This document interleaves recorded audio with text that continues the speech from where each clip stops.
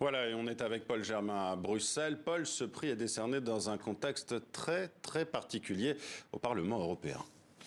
Effectivement, Marion, il y a encore eu un débat hier soir au Parlement européen sur ce scandale de corruption et la plupart des députés ont exprimé à la fois leur colère et leur honte. C'est donc dans ce climat de malaise que le prix Sakharov a été décerné il y a moins d'une heure au peuple ukrainien, un peuple qui a besoin de reconnaissance mais également d'argent et justement l'Union européenne vient de débloquer un prêt de 18 milliards à l'Ukraine pour 2023. Alors ça n'a pas été si facile que ça de débloquer ce prêt parce qu'il fallait l'unanimité, il fallait l'accord des 27 et Viktor Orban faisait de la résistance. Finalement, il a donné son feu vert, mais pas tout à fait gratuitement. Vous savez que la Commission européenne avait préconisé de geler 13 milliards de subsides européens à la Hongrie.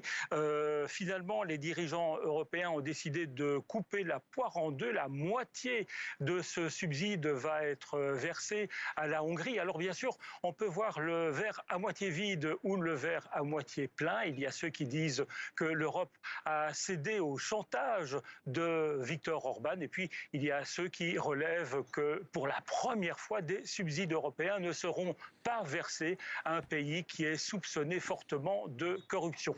Et Viktor Orban, là-dedans, me direz-vous, eh bien ça va, il est à moitié content.